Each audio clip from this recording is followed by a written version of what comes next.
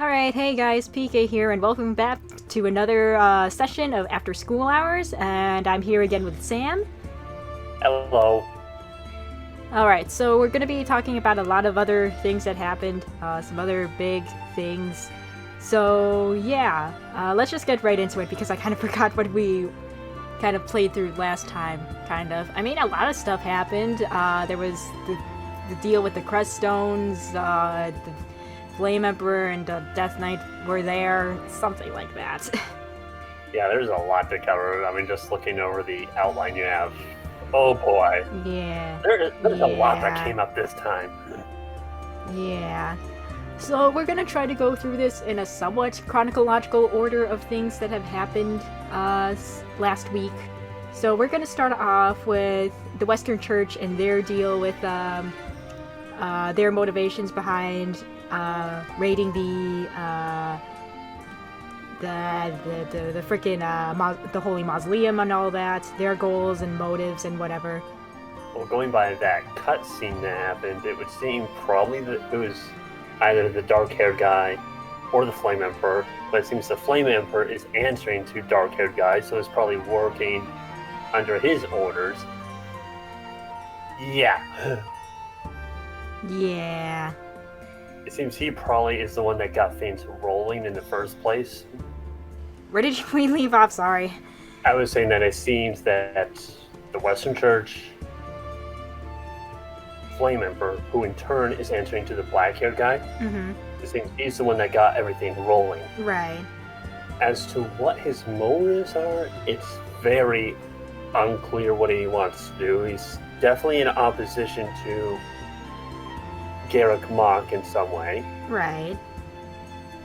But it's difficult to say in what way, why, or how. His wording is also very interesting regarding Violet being able to wield the Sword of the Creator without a crest stone, as well as his impression of Nemesis, referred to as a thief. Right.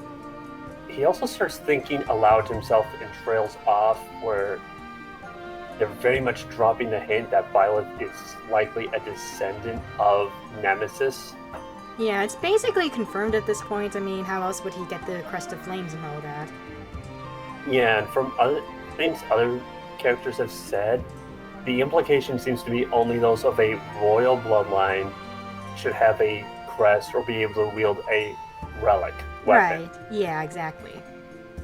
Which in turn is very similar, strikingly similar to an Echoes, where the royal sword could only be wielded by those of the royal family.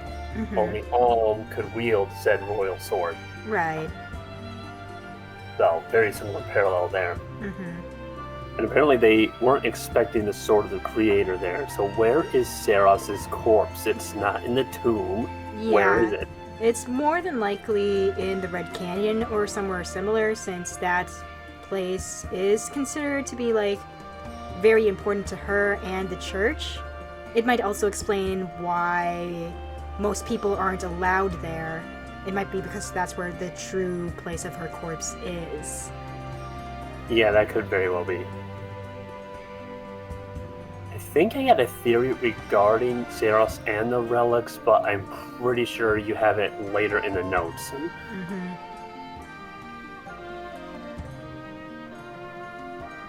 Alright, anything else you wanted to add with this topic, or? I don't think so, other than I really like how he's designed, the black-haired guy. Yeah. He looks like a villain, but at the same time he's not this ugly, deformed looking guy like what's common, especially in the GBA games. Yeah. But yeah, other than that, yeah, I think I'm ready to move on. Alright. So we talked a little bit about how this Sword of the Creator, for some reason, is being able to be activated, even though Byleth doesn't have the Crest Stone in it. And as for like other hero relics and all that, it seems like they all have Crest Stones and they have their own special rules as to who can wield them and who cannot. it seems like people without crests cannot wield them, as seen in the case of Miklon, Sylvain's older brother, getting turned into the Black Beast. So that's a thing. That could explain where the other beasts are supposed to have come from, or maybe other people tried to wield relic weapons and then they, yeah. Yeah. Which would also tie in as to, from what we've seen from, like, when Triels was playing, where there was a crest stone, dark stone, cracked dark stone, something of that nature in their possession that you got from defeating them. Yeah. So here's the thing. Are these, like, dark stones different from crest stones? Are they their own magical crest stones? Like, what's going on there? At this point, I have no idea. Is there a chance, though, that maybe the White Dragon is from someone trying to use a relic and then taking on that form? That's possible, maybe? It's hard to tell with this, because that white dragon is the same one as depicted in the tapestry, so it's like, maybe it's more like someone turning into that dragon, more like they're supposed to turn into that dragon rather than not. Yeah, you're right. Yeah, I was forgetting that detail, but yeah. At any rate, that white dragon does not look happy. It looks like we have to fight. Or whatever. Yeah. Was there anything you had going on with the white dragon? Like, anything else you were going to point out?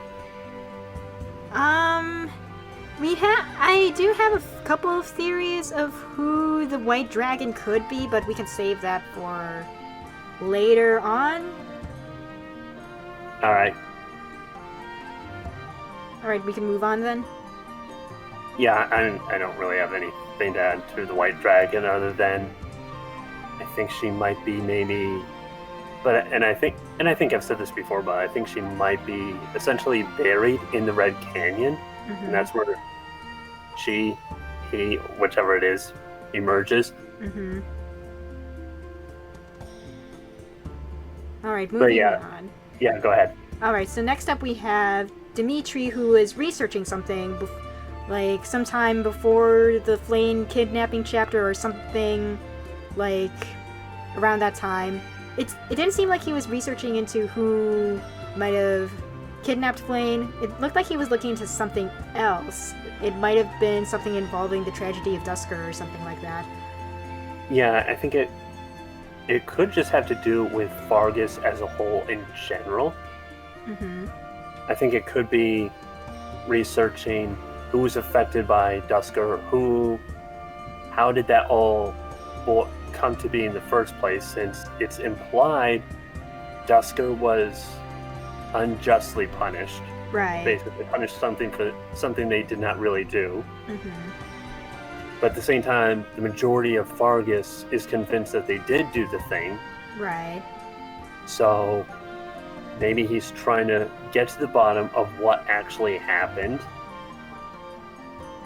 The other thing is, I think he might be maybe trying to find the identity of the one that is now goes by the name of Gilbert.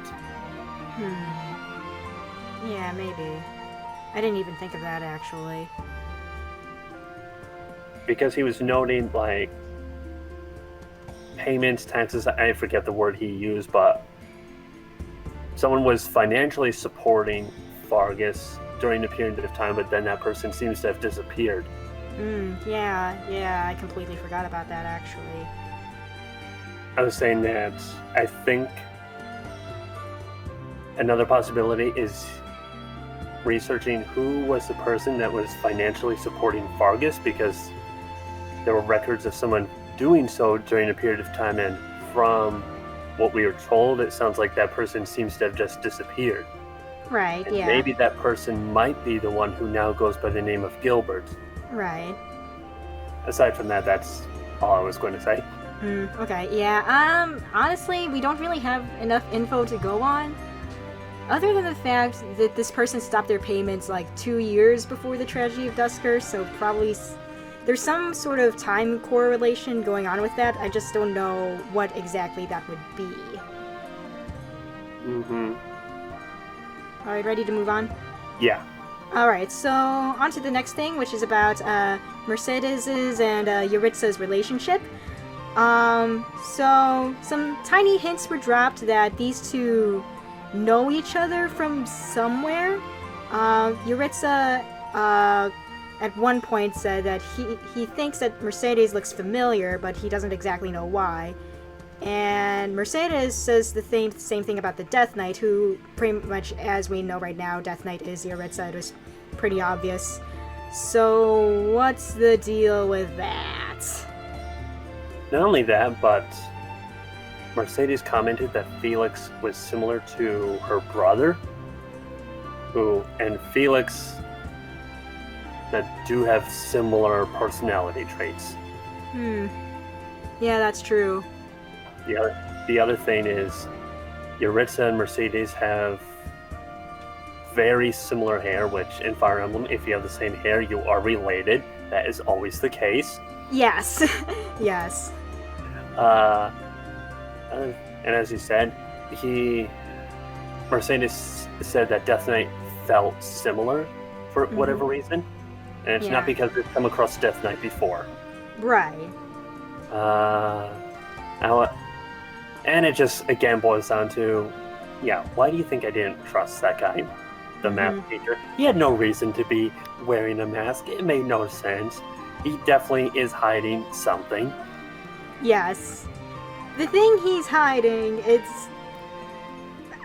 it's probably not the fact that he was Death Knight. I feel like that's too obvious of a thing to be hiding. I feel like he's hiding something else, and I think the something else that he's hiding is the fact that he's related to Mercedes. Yeah, probably.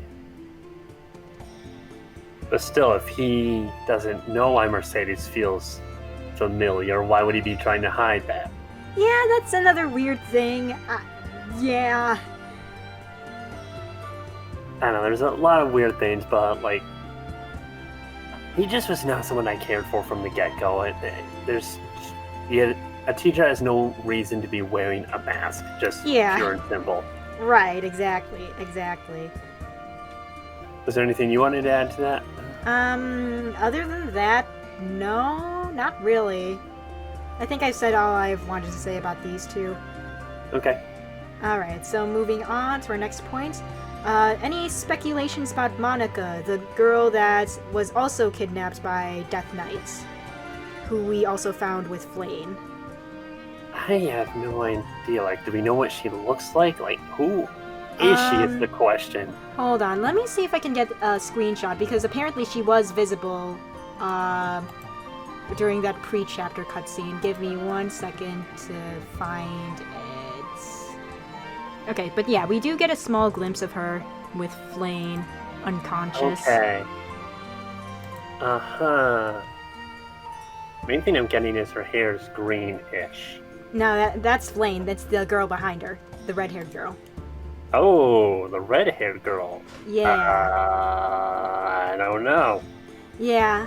According to Rhea, she was supposed to graduate from the Black Eagle House, but she mysteriously disappeared, probably because of Death Knight.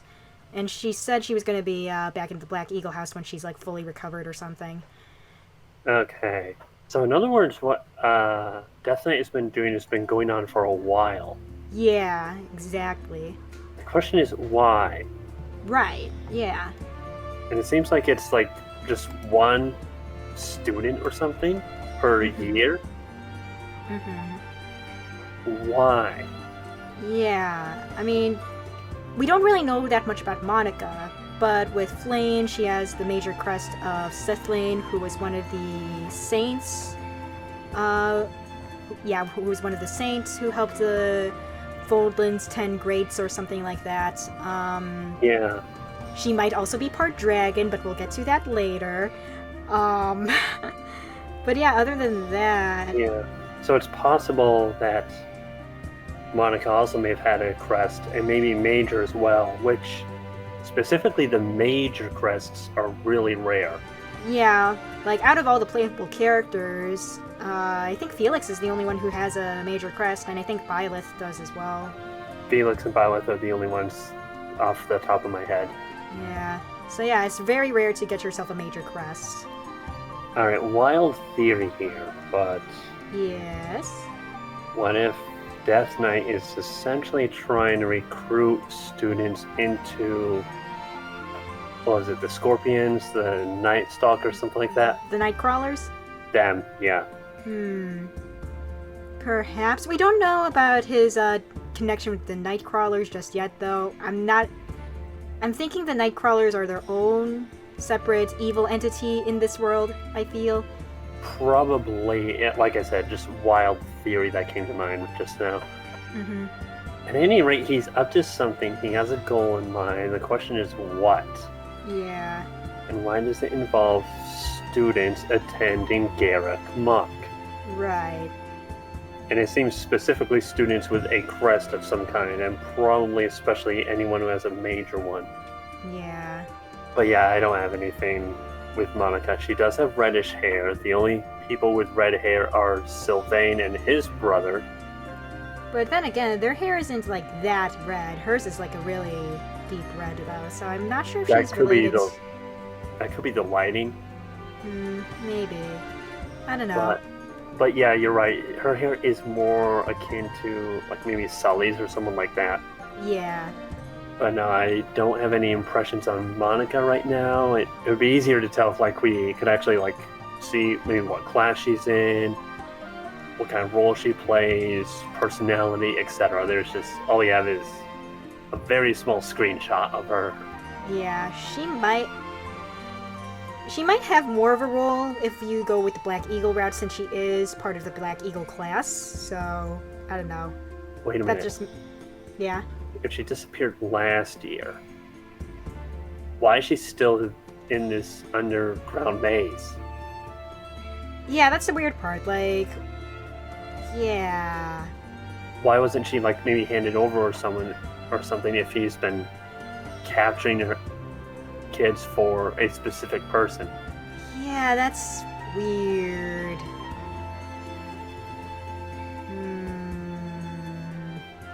Yeah, that's weird. Like, has he just been capturing people and then holding them there? That doesn't... But if he were to doing that, then why though? Like, what's he doing with them? Who knows? I mean, things come to mind, but like we're talking like really dark things, and we don't want to get into that. Yeah, we're not going into that. I think I have a feeling of what you're thinking of right now, and like, that's a little dark, even for Fire Emblem. Yeah, no, we're not going there. No. Yeah, no. Okay, moving on. Yes, moving on. Alright, so let's talk about Casper's support. In his support, we come across a bad guy who has a scorpion tattoo on him, which may or may not indicate his affiliation with the Nightcrawlers, probably, maybe? Well, Nightcrawlers, a creepy gang name. Scorpion, also a creepy, scary tattoo mark. It fits. Yeah, it does really fit, and I was talking to my brother about Caspar's supports, and looks like you can't get to his B support until post-time skip, so yeah, with the Nightcrawlers probably being more of a threat post-time skip, I feel like something like that would make sense. Interesting, but yeah, if that's the case, that would make sense. Yeah. So, was there anything else that you wanted to talk about with Casper at all? Nothing beyond that, no. But what do you think the Nightcrawlers are going to be doing post-time skip? Because we haven't seen them at all, but, like, they're lurking somewhere. I don't know what they're going to be doing, but they're going to be doing something. I don't like it. Oh, they're lurking, alright. If I had to take a guess, like just pulling from themes that Fire Emblem has done before, I would say they're going to be the dark, sinister cult that is trying to raise up a dark entity of some sort, like the Lopto sect, the Grim Meal and other similar groups that Fire Emblem has had before. Mm-hmm. Yeah, I can totally see that happening. It also doesn't help that we see one of the leaders in that cutscene in what looks like some sort of summoning circle.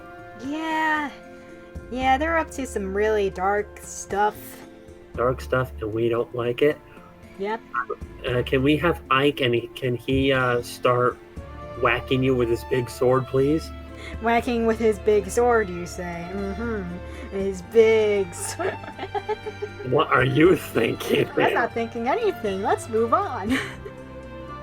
Yes, before this gets any weirder than it already is. Alright, so let's talk about the Sword of the Creator's Creststone. Like, where is it? Why wasn't it with the sword? Oh boy. Well, considering it's a holy weapon, it would be a bad idea to have both in the same place if you wanted to keep someone from using its power again. Okay, fair. But that does beg the question, where is it? You'd think there would be a clue, maybe on the sword or something, as to where the creststone would be, or vice versa. Yeah, it would be nice if that were the case. But we don't get anything like that.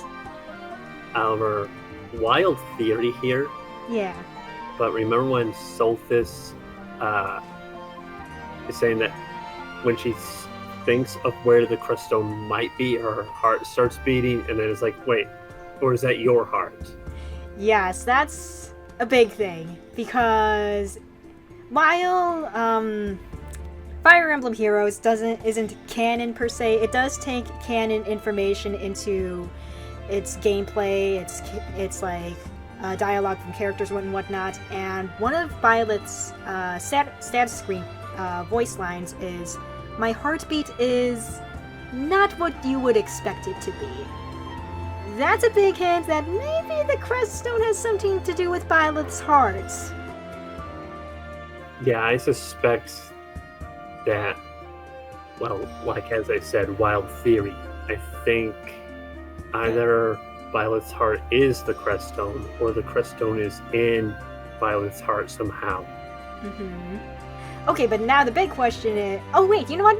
It does make sense. Like, that's why Violet would have been able to activate the creststone, because the creststone is literally, like, inside them. They wouldn't need to put it into the sword. It's already right there in their body, ready to activate. Exactly. Yeah, because for a moment I was like, wait, how are they going to get the creststone out to activate the sword? But no, wait, they already activated the sword. It's no problem. They don't have to do surgery to get that thing out. It's fine. But the question then is, how did it get there in the first place? Okay, yeah, that's actually the bigger question.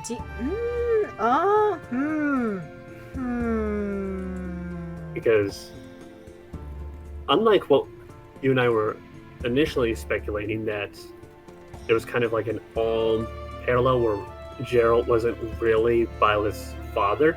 Uh-huh. That doesn't seem to be as much the case, because there is actually a mother around. She did die shortly after giving birth to Violet. Yeah. So that does beg the question, who is the mother? Yeah. So then how did the creststone get in there? I feel like... And it can't... Okay. I feel like the creststone was probably in Violet's mother's possession before Violet was even born. And it somehow got into the Violet fetus. I don't know, it's kind of weird. Swallowed it during a personal time with Gerald, maybe? Oh boy. I don't know, that's the only thing I can think of. There is a lot we don't know about Violet's mom. We don't even know her name. It's like worn away from her gravestone even. We don't know anything about her except she was like 20 when she died. Yeah, exactly. And yeah, what's up with that? And it can't be that those with the crest that Violet has automatically have the crest stone in them because Nemesis had the same crest, but the crest stone was in the sword, so that blows Yeah. that theory out the water. Yeah. Yeah, I don't know, but I think you're probably right that Violet's mother had the crest stone, but somehow it got inside Violet somehow, maybe? Because magic reasons. I think Magic Violet having the crest stone inside them probably helps with him getting the major crest of flames or something like that. I feel like the crest stone is like a major part of that, you know? Probably. Yeah, I have no clue as to how you could have gotten it right now, but my theory is that he has the crest stone inside him, and that's how he's able to power up the sword. Mm-hmm. Did you have anything else on the matter? As of right now, no. But we are kind of a bit over time, so I think I'm going to have to stop things here, actually. Okay. Alright, we did have a lot more things in the show notes, but we're probably going to have to save that for later and see what other information about these new other things are here. But anyway, that's going to be all the time we have for this week's After School Hours. Thank you all so much for watching, and thank you, Sam, for joining me again. Thank you for having me. And we will see you all next time on stream. I hope this video comes out before Monday's stream. I think it will, though. But yeah, we'll see you on stream on Monday. Bye, guys! Bye.